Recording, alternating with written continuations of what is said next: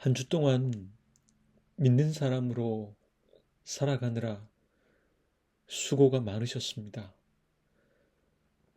안녕하세요. 그 길을 걷는 교회 수요 묵상입니다. 오늘은 사무엘하 18장 말씀을 살펴보겠습니다. 이제 다윗과 압살롬은 전면전을 피할 수 없게 되었습니다. 오늘의 이야기는 압살롬의 반역이 결국 실패하게 되는 그 내용을 담고 있습니다. 우선 18장의 이야기를 전해드립니다. 전장에 직접 나선 다윗은 모든 군대를 세 떼로 나누었습니다. 각각 요압, 아비새, 그리고 가드 사람 이때에게 맡겼습니다.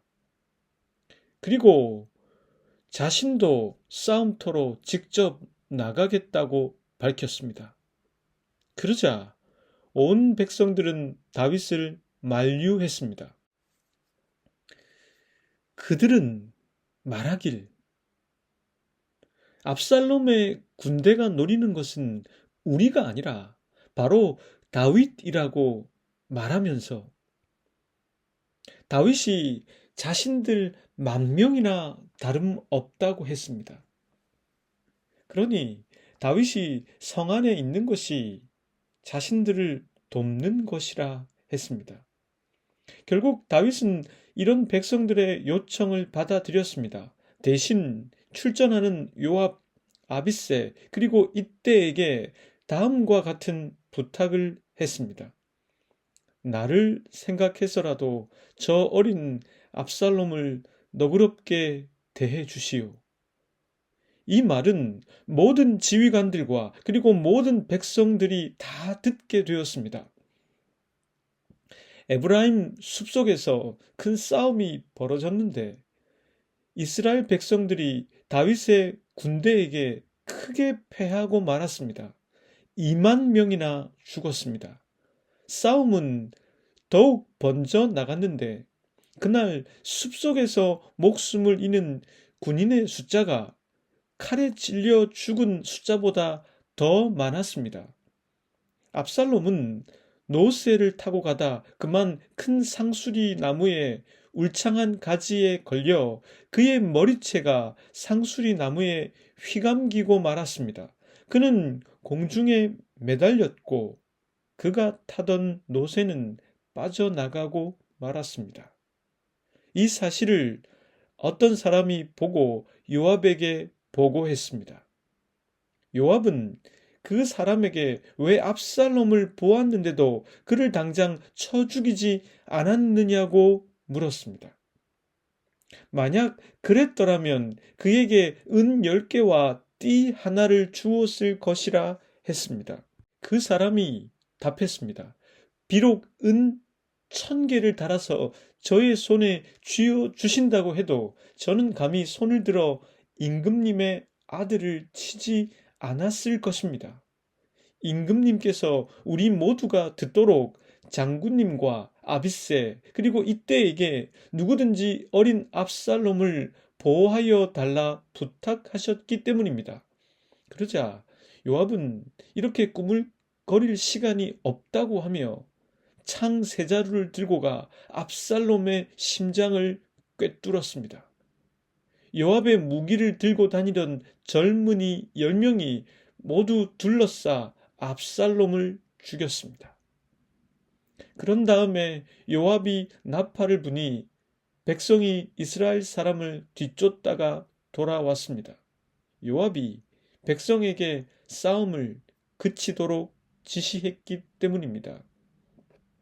그들은 압살롬을 들어다가 숲속의 깊은 구덩이에 집어 던지고는 그 위에 아주 큰 돌 무더기를 쌓았습니다.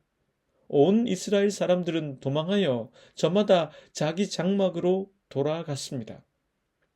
평소에 압살롬은 자기의 이름을 후대에 남길 아들이 없다고 생각하였기 때문에 미리 자기 비석을 준비했는데 그것이 지금 왕의 골짜기에 있었습니다.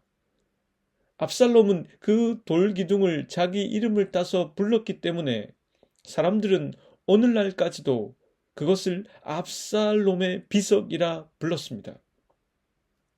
한편 사독의 아들 아히마아스가 요압에게 이르기를 자신이 다윗에게 이 기쁜 소식을 전하겠다고 합니다. 그러나 요압은 아히마아스를 아꼈기 때문에 만류합니다.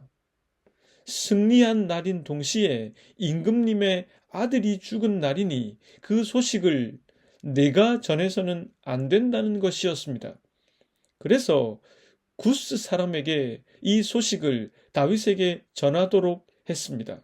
그러나 아히마아스는 자신에게 무슨 일이 일어나도 좋으니 이 소식을 직접 전하겠다고 합니다. 요압이 또다시 말렸지만 아히마아스는 가겠다고 했습니다. 결국 아히마아스는 먼저 출발한 구스 사람을 앞질렀습니다. 파수꾼이 어떤 사람이 혼자 달려오는 것을 보았습니다. 다윗은 혼자 오는 사람이면 분명 좋은 소식을 갖고 오는 전령일 것이라 했습니다. 파수꾼이 또 보니 그 사람 뒤에 또 한 명의 사람이 달려오고 있었습니다. 다윗은 이것도 역시 좋은 소식일 거라고 했습니다. 아히마아스가 먼저 왕에게 도착해 다윗에게 가까이 와 왕의 평안을 빌었습니다. 그리고 승리를 안겨주신 하나님을 찬양했습니다. 다윗이 묻습니다. 그 어린 압살롬도 평안하더냐? 아히마아스가 답합니다. 임금님의 신하 요압이 이 종을 보낼 때에 큰 소동이 있었습니다마는 무슨 일인지는 모르겠습니다. 왕이 그에게 물러나 있으라 했습니다. 그리고 구스 사람이 나왔습니다. 다윗이 그에게 또 묻습니다. 그 어린 압살롬이 평안하더냐?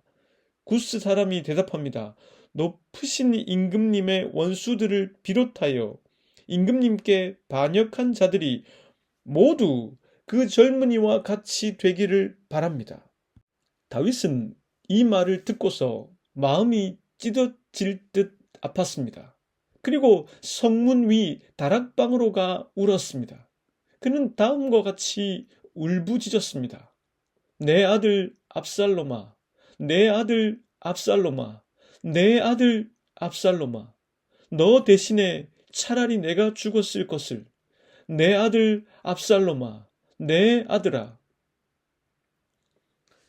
오늘의 말씀은 먼저 서론, 본론, 결론으로 나누어 해설을 해보고 마지막에 종합적으로 주님께서 우리에게 무엇을 말씀하시는가 그것을 생각해 보겠습니다. 서론입니다. 다윗이 이 전면전에 직접 참여하려고 했습니다. 다윗은 아끼는 세 장수 요압, 아비세 이때를 중심으로 부대를 3개로 재편하고 자신은 총사령관으로 전체를 지휘하려고 했습니다. 그러나 백성들은 이 전쟁의 성격을 너무나 잘 캐치하고 있었습니다. 상대방이 노리는 것은 자신들이 아니라 바로 다윗 왕의 목숨이라는 것을 그들은 너무도 잘 알고 있었습니다. 그랬기에 그들은 다윗을 만류했습니다. 다윗은 그들의 만류가 이 전쟁의 성격을 잘 이해한 바른 충언이었기 때문에 받아들였습니다. 결국 다윗은 이 충언을 받아들임으로써 압살롬의 죽음을 직접 보지는 않게 되었습니다. 다윗이 출전하는 3명의 장군에게 무엇을 강조했는지 본문 5절은 이렇게 기록하고 있습니다. 왕이 요압과 아비새와 이때에게 명령하여 이르되 나를 위하여 젊은 압살롬을 너그러이 대우하라 하니 왕이 압살롬을 위하여 모든 지휘관들에게 명령할 때에 백성들이 다 들으니라. 다윗의 이 요구 앞에서 우리들은 다윗의 마음속에 있는 서로 대립하고 있는, 그래서 하나로 통합될 수 없는 두 가지의 마음을 헤아려 볼 수 있습니다. 다윗은 왕으로서 반역을 꾀한 압살롬과 반란군을 선별해야 하는 상황에 놓여 있습니다. 이것은 이스라엘의 국가적인 요구입니다. 그런데 그는 아버지로서 아들에 대한 애절함을 지니고 있습니다. 부정을 외면할 수는 없었던 것입니다. 국가적인 요구와 아버지로서의 애절함이 서로 충돌하고 있는 것입니다. 지도자로서의 객관성과 냉정함, 그것과 아버지로서의 감수성이 서로 대립하고 있는 것입니다. 압살롬을 수식할 때 다윗은 어린이라는 말을 사용했습니다. 소년이라는 뜻인데 이것은 압살롬이 아직 미숙하여 이런 일을 저질렀다는 의미가 내포되어 있습니다. 어느 정도 압살롬에게 면죄부를 주려고 그렇게 표현한 것입니다. 그렇지만 다윗은 이런 이중적인 역할 가운데 혼란스러워하면서도 그는 자제하고 있으며 균형을 잃지 않으려고 노력하고 있는 모습이 보입니다. 다음은 본론입니다.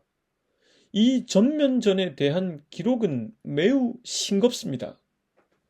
성경에서 전투에 대한 기록을 할 때 좀 더 상세하게 그 전략을 묘사해 주는 경우가 많았는데, 하긴 사무엘 상하의 저자도 우리가 쭉 살피는 동안에 상세하게 전투의 전략을 묘사해 준 적들이 있었습니다.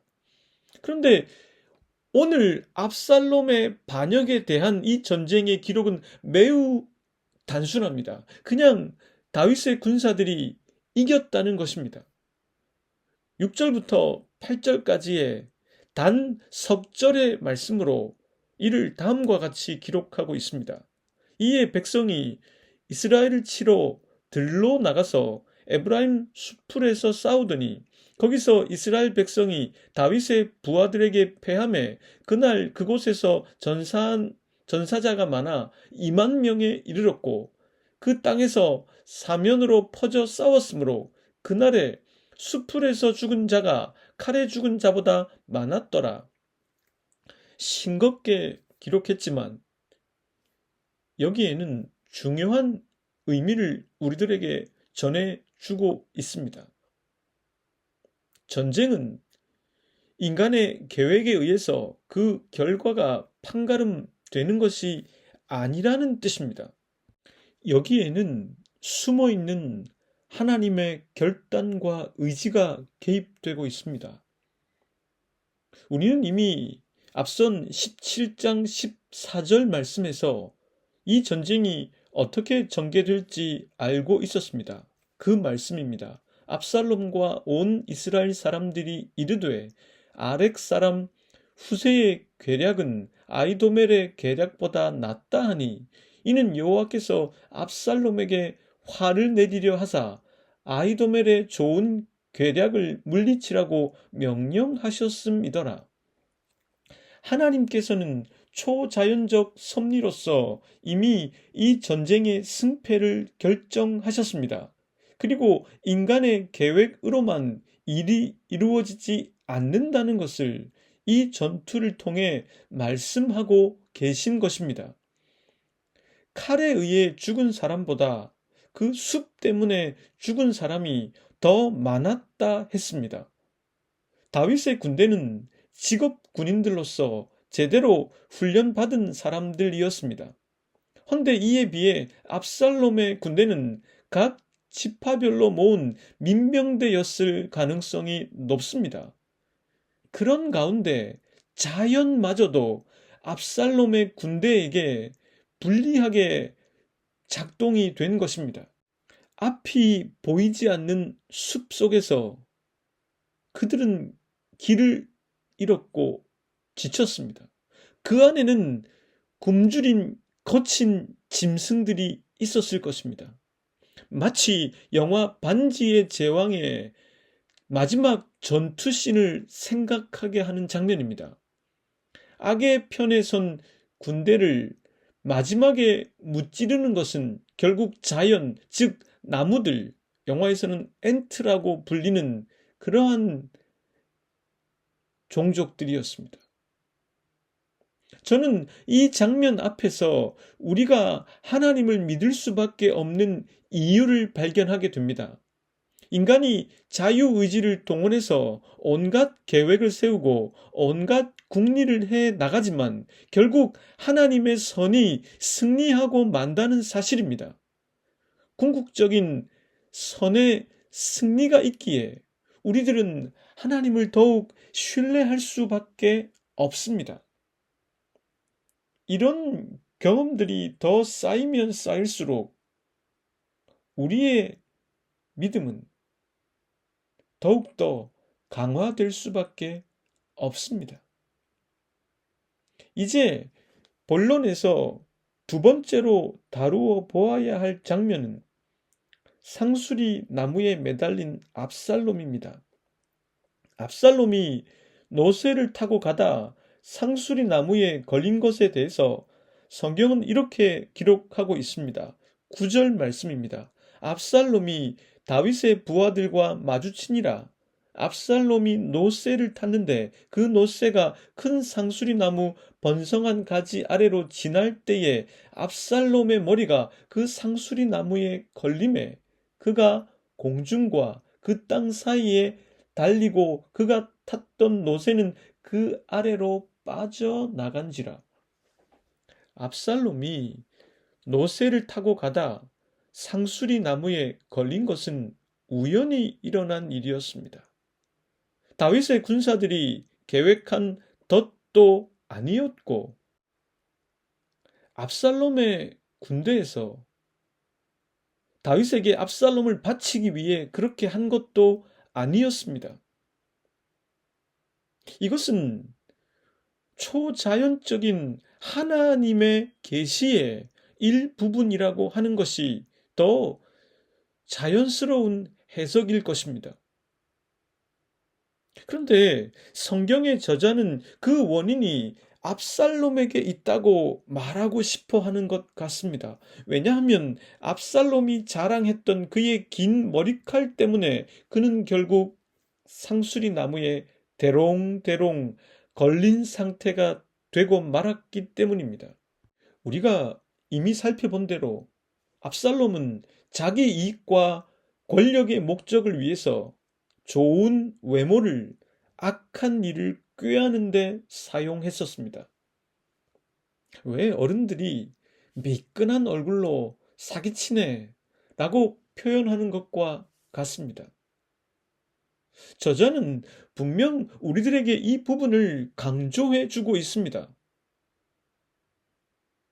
우리에게 주어진 재능, 지능, 외모, 은사, 기술, 경험 등을 자랑하면서 그것을 선한 데가 아니라 악한 데에 쓴다면 결국 그것이 우리를 넘어뜨리게 하는 덫이 될 수 있다는 말입니다.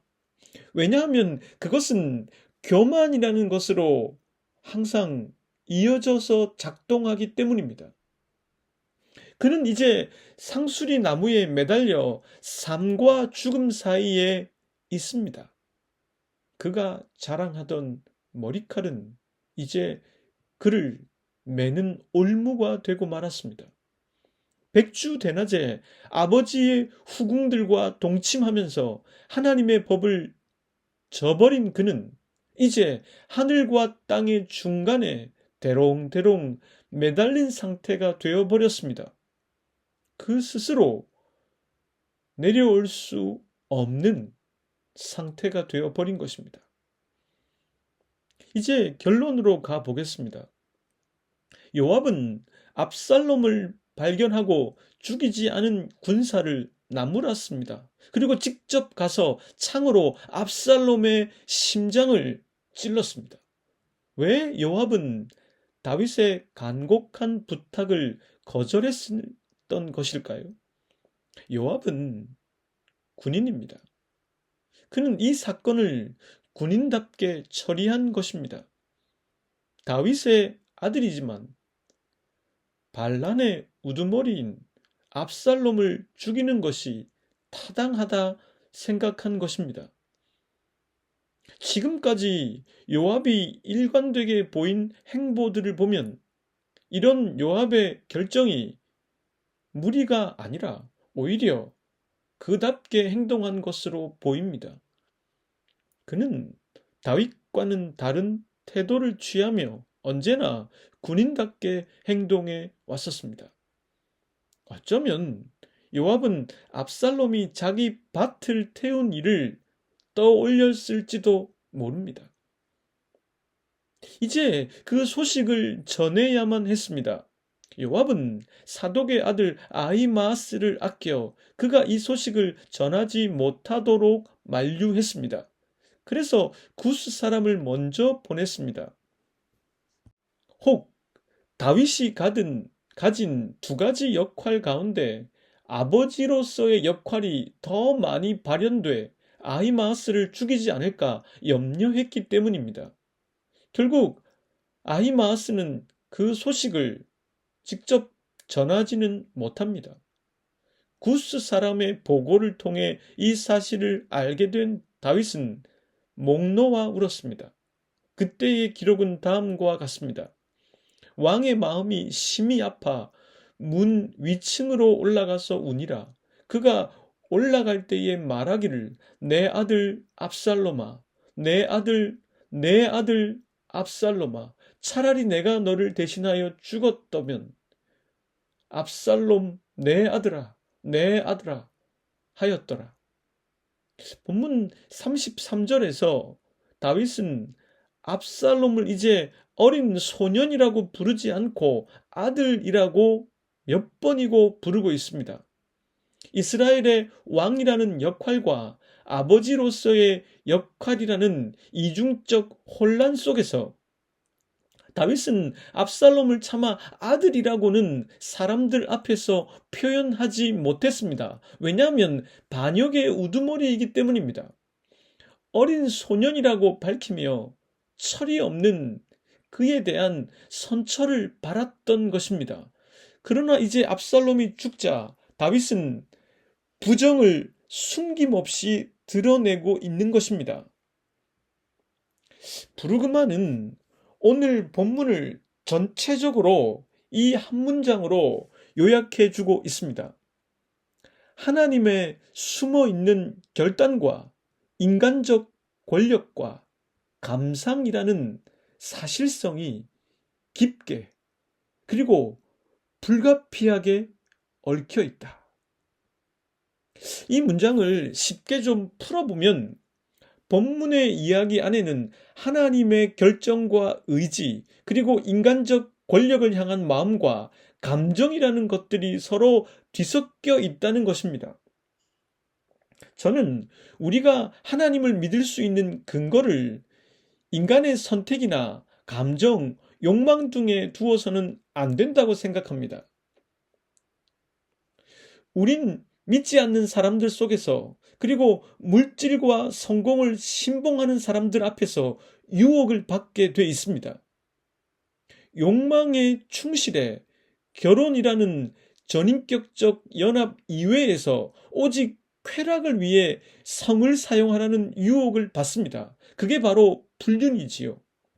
또 조금만 부정직하면 돈을 더 많이 벌 수 있는 기회나 순간들이 찾아오게 됩니다. 궁극적으로 하나님께서 선으로 우리를 이끄시며 하나님의 선이 승리한다는 사실을 알면서도 순간적인 감정에 치우쳐 그것에 반하는 선택을 하기도 합니다. 그러니 우리가 하나님을 믿는 근거로 삼아야 하는 것은 순간적인 욕망이나 충동 혹은 내 감정이 되어선 안 됩니다. 하나님의 변함없는 뜻, 즉 하나님이 창조하신 질서와 선이 그것을 막으려고 하는 세력을 능히 무력화시킬 수 있다는 이 사실을 근거로 하나님을 믿고 선을 향해 나아가야만 합니다. 시편 33편 4절에서 9절의 말씀입니다. 여호와의 말씀은 정직하며 그가 행하시는 일은 다 진실하시도다. 그는 공의와 정의를 사랑하심이요 세상에는 여호와의 인자하심이 충만하도다.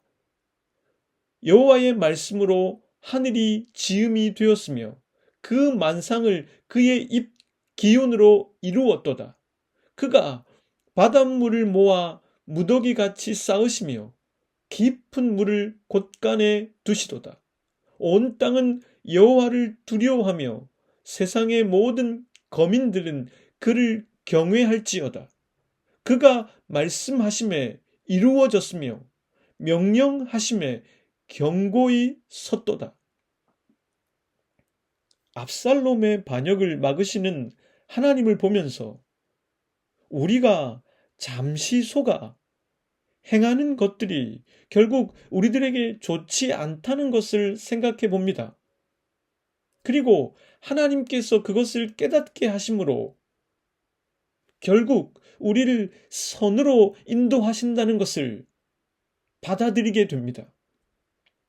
이것이 우리가 주님을 믿을 수 있는 더 힘이 센 근거가 되어줍니다. 저와 여러분들이 속지 말아야 할 것들에 속지 않길 바랍니다. 함께 기도하겠습니다. 압살롬의 반역을 패하신 하나님, 당신의 선은 우리의 삶 속에서도 이루어지고 있습니다. 궁극적으로 악이 선을 이길 수 없습니다. 저희들에게 찾아오는 순간적인 욕망, 충동, 감정, 이런 것들 속에서도 저희들이 이 진실을 깊이 간직한 채 살아가게 하옵소서. 압살롬의 군사들이 숲 때문에 더 많이 죽었다는 것을 기억하게 하옵소서. 예수 그리스도의 이름으로 기도드립니다.